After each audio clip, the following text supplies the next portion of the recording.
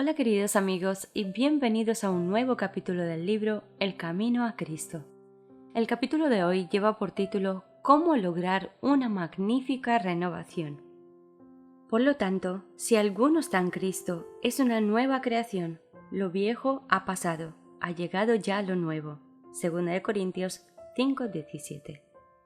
Es posible que una persona no sepa indicar el momento y el lugar exacto de su conversión, o que no pueda tal vez señalar el encadenamiento de circunstancias que lo condujeron a ese momento, pero esto no indica que no se haya convertido. Cristo dijo a Nicodemo: «El viento sopla por donde quiere y lo oyes silbar, aunque ignoras de dónde viene y a dónde va. Lo mismo pasa con todo el que nace del Espíritu». Juan 3:8. El viento es invisible, pero sus efectos se ven y se sienten claramente. Así también obra el Espíritu de Dios en el corazón humano. El poder regenerador, que ningún ojo humano puede ver, engendra una vida nueva en el alma y crea un nuevo ser conforme a la imagen de Dios. Aunque la obra del Espíritu es silenciosa e imperceptible, sus efectos son manifiestos. Cuando el corazón ha sido renovado por el Espíritu de Dios, el hecho se revela en la vida. Si bien no podemos hacer cosa alguna para cambiar nuestro corazón, ni para ponernos en armonía con Dios, y aunque no debemos confiar para nada en nosotros ni en nuestras buenas obras, nuestra vida demostrará si la gracia de Dios mora en nosotros. Se notará un cambio en el carácter, en las costumbres y en las ocupaciones. El contraste entre lo que éramos antes y lo que somos ahora será muy claro e inequívoco. El carácter se da a conocer no por las obras buenas o malas que de vez en cuando se ejecutan, sino por la tendencia de las palabras y de los actos habituales en la vida cotidiana. ¿Quién posee nuestro corazón? Es cierto que puede haber una conducta externa correcta sin el poder renovador de Cristo. El amor a la influencia y el deseo de ser estimado por los demás pueden producir una vida bien ordenada. El respeto propio puede impulsarnos a evitar las apariencias del mal. Un corazón egoísta puede realizar actos de generosidad. ¿De qué medio nos valdremos entonces para saber de parte de quién estamos? ¿Quién posee nuestro corazón? ¿Con quién están nuestros pensamientos? ¿De quién nos gusta hablar? ¿Para quién son nuestros más ardientes afectos y nuestras mejores energías? Si somos de Cristo, nuestros pensamientos están con Él y le dedicamos nuestras más gratas reflexiones. Le hemos consagrado todo lo que tenemos y somos. Anhelamos ser semejantes a Él, respirar su espíritu, hacer su voluntad y agradarle en todo. Los que llegan a ser nuevas criaturas en Cristo Jesús producen los frutos de su espíritu: amor, alegría, paz, paciencia, amabilidad, bondad, fidelidad, humildad y dominio propio. Gálatas 5:22-23. Ya no se rigen por sus antiguos deseos desordenados, sino por la fe en el Hijo de Dios. Siguen sus pisadas, reflejan su carácter y se purifican a sí mismos como Él es puro. Aman ahora las cosas que un tiempo aborrecían y aborrecen las cosas que en otro tiempo amaban. El que era orgulloso y terco es ahora manso y humilde de corazón. El que antes era vano y altanero es ahora serio y modesto. El que antes era borracho es ahora sobrio, y el que era disoluto, puro. Todos ellos han abandonado las costumbres y modas vanas del mundo. Los cristianos no buscan la belleza externa, sino más bien la incorruptible, la que procede de lo íntimo del corazón y consiste en un espíritu suave y apacible. Primera de Pedro 3:4. No hay evidencia de arrepentimiento verdadero cuando no se produce una reforma en la vida. Si el pecador restituye la prenda, devuelve lo que ha hurtado, confiesa sus pecados y ama a Dios y a su prójimo, puede estar seguro de que pasó de muerte a vida. Cuando acudimos a Cristo como seres descarriados y pecaminosos y nos hacemos participantes de su gracia perdonadora, el amor brota en nuestro corazón. Toda carga resulta ligera, puesto que el yugo de Cristo es suave. Nuestros deberes se vuelven delicias y los sacrificios se convierten en un placer. El sendero que antes nos parecía cubierto de tinieblas brilla ahora con los rayos del sol de justicia. La hermosura del carácter de Cristo ha de verse en sus seguidores. Él se deleitaba en hacer la voluntad de Dios. El poder que predominaba en la vida de nuestro Salvador era el amor a Dios y el fervor por su gloria. El amor embellecía y ennoblecía todas sus acciones. El amor es de Dios. El corazón inconverso no puede producirlo o crearlo. Se encuentra solamente en el corazón donde Cristo reina. Nosotros amamos a Dios porque Él nos amó primero. Primera de Juan 4:19. En el corazón regenerado por la gracia divina, el amor es el principio de acción. Modifica el carácter, gobierna los impulsos, controla las pasiones, subyuga la enemistad y ennoblece los afectos. Este amor atesorado en el alma endulza la vida y derrama una influencia purificadora sobre todos los que están a su alrededor. 2 errores peligrosos.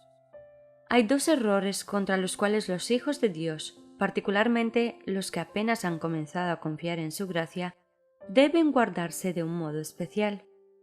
El primero, en el cual ya se ha insistido, es el de fijarse en sus obras, confiando en algo que puedan hacer para ponerse en armonía con Dios. El que está intentando llegar a ser santo mediante sus esfuerzos por observar la ley está procurando un imposible. Todo lo que el hombre puede hacer sin Cristo está contaminado de egoísmo y de pecado. Solo la gracia de Cristo, por medio de la fe, puede hacernos santos. El error opuesto, y no menos peligroso, consiste en sostener que la creencia en Cristo exime a los hombres de guardar la ley de Dios, y que en vista de que sólo por la fe llegaremos a ser participantes de la gracia de Cristo, nuestras obras no tienen nada que ver con nuestra redención. Nótese, sin embargo, que la obediencia no es un mero cumplimiento externo, sino un servicio de amor. La ley de Dios es una expresión de su propia naturaleza. Es la personificación del gran principio del amor y, por tanto, es el fundamento de su gobierno en el cielo y en la tierra. Si nuestros corazones están renovados a la semejanza de Dios, si el amor divino está implantado en el alma, ¿no se cumplirá la ley de Dios en nuestra vida? Cuando el principio del amor es implantado en el corazón, cuando el hombre es renovado conforme a la imagen de quien lo creó, se cumple en él la promesa del nuevo pacto. Pondré mis leyes en su corazón y las escribiré en su mente. Hebreos 10:16. Y si la ley está escrita en el corazón, ¿no modelará la vida? La obediencia, es decir, el servicio y la lealtad que se rinden por amor, es la verdadera prueba del discipulado. Por eso dice la Escritura, en esto consiste el amar a Dios, en que obedezcamos sus mandamientos. El que afirma lo conozco, pero no obedece sus mandamientos, es un mentiroso y no tiene la verdad. Primera de Juan 5:3-2-4. La fe, en vez de eximirnos de la obediencia, nos hace participantes de la gracia de Cristo y nos capacita para obedecer. Y únicamente ella lo hace. No ganamos la salvación con nuestra obediencia, porque la salvación es el don gratuito de Dios que se recibe por la fe. Ahora bien, la obediencia es el fruto de la fe. Pero vosotros sabéis que Cristo se manifestó para quitar nuestros pecados, y Él no tiene pecado. Todo el que permanece en Él no practica el pecado. Todo el que practica el pecado no lo ha visto ni lo ha conocido. Primera de Juan 3:5-6. He aquí la verdadera prueba. Si moramos en Cristo, si el amor de Dios está en nosotros, nuestros pensamientos, sentimientos, propósitos y acciones estarán en armonía con la voluntad de Dios, según se expresa en los preceptos de su santa ley. Queridos hijos, que nadie os engañe. El que practica la justicia es justo, así como Él es justo. Primera de Juan 3:7. La justicia se define por la norma de la santa ley de Dios, expresada en los 10 mandamientos promulgados en el Sinaí. La así llamada fe en Cristo, que pretende eximir a los hombres de la obligación de obedecer a Dios, no es fe, sino presunción. Porque por gracia habéis sido salvados, mediante la fe. Pero la fe por sí sola, si no tiene obras, está muerta.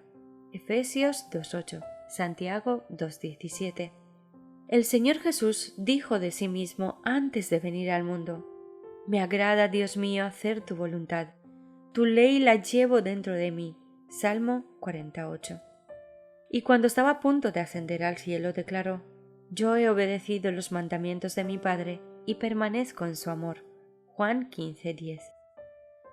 La Escritura afirma: ¿cómo sabemos si hemos llegado a conocer a Dios? Si obedecemos sus mandamientos. Primera de Juan 2:3. Porque Cristo sufrió por vosotros, dándoos ejemplo para que sigáis sus pasos. Primera de Pedro 2:21. ¿Cómo alcanzar la vida eterna? La condición para alcanzar la vida eterna es ahora exactamente la misma de siempre, tal cual era en el paraíso antes de la caída de nuestros primeros padres. La perfecta obediencia a la ley de Dios, la perfecta justicia. Si la vida eterna se concediera en alguna condición inferior a esta, peligraría la felicidad de todo el universo. Se le abriría la puerta al pecado, de tal modo que se lo inmortalizaría con toda su secuela de sufrimientos y de miseria. Antes que Adán cayese, le era posible desarrollar un carácter recto por la obediencia a la ley de Dios. Pero fracasó en esta empresa, y a causa de su pecado tenemos una naturaleza caída, y no podemos hacernos justos a nosotros mismos. Puesto que somos pecadores y malvados, no podemos obedecer perfectamente la ley santa. No tenemos justicia propia para poder hacer frente a las exigencias de la ley de Dios. Pero Cristo nos preparó una vía de escape. Vivió en esta tierra en medio de pruebas y de tentaciones como las que nosotros tenemos que arrostrar. Su vida, sin embargo, fue sin pecado, murió por nosotros y ahora ofrece quitar nuestros pecados y darnos su justicia. Por pecaminosa que haya sido vuestra vida, si os entregáis a Él y lo aceptáis como vuestro Salvador, por amor a Él sois declarados justos. El carácter de Cristo sustituye al vuestro y sois aceptados por Dios como si no hubierais pecado. Más todavía, Cristo cambia el corazón y habita en el vuestro por la fe. Habéis de mantener esta unión con Cristo por la fe y la sumisión continua de vuestra voluntad a Él. Mientras lo hagáis, Él obrará en vosotros para que querráis y hagáis conforme a su beneplácito. Así podéis decir: lo que ahora vivo en el cuerpo, lo vivo ahora en la fe en el Hijo de Dios, quien me amó y dio su vida por mí. Gálatas 2:20. El Señor Jesús dijo a sus discípulos: porque no seréis vosotros los que habléis, sino que el Espíritu de vuestro Padre hablará por medio de vosotros. Mateo 10:20. De modo que, si Cristo actúa en vosotros, manifestaréis el mismo Espíritu y haréis las mismas buenas obras que Él, obras de justicia y obediencia. Así que no hay nosotros mismos cosa alguna de que jactarnos. No tenemos motivo para ensalzarnos. El único fundamento de nuestra esperanza es la justicia de Cristo, que nos es acreditada y que la produce su Espíritu obrando en nosotros y por nosotros. Dos clases de fe. Cuando hablamos de la fe, debemos tener siempre presente una distinción. Hay una clase de creencia completamente distinta de la fe. La existencia y el poder de Dios, así como la verdad de su palabra, son hechos que incluso Satanás y sus huestes no pueden negar en lo íntimo de su corazón. La Biblia dice que los demonios creen y tiemblan, Santiago 2:19, pero esto no es fe. Hay fe allí donde no solo existe una creencia en la palabra de Dios, sino una sumisión a su voluntad, donde se le entrega el corazón y los afectos se han fijado en él. Allí hay fe, una fe que obra por el amor y purifica el alma. Mediante esa fe el corazón se renueva conforme a la imagen de Dios. El corazón, que en su estado irregenerado no se sujeta a la ley de Dios ni tampoco puede, se deleita ahora en sus santos preceptos y exclama con el salmista: «¡Cuánto amo yo tu ley! Todo el día medito en ella». Salmos 119:97. Entonces la justicia de la ley se cumple en nosotros, los que no andamos conforme a la carne, sino conforme al Espíritu. Romanos 8:1.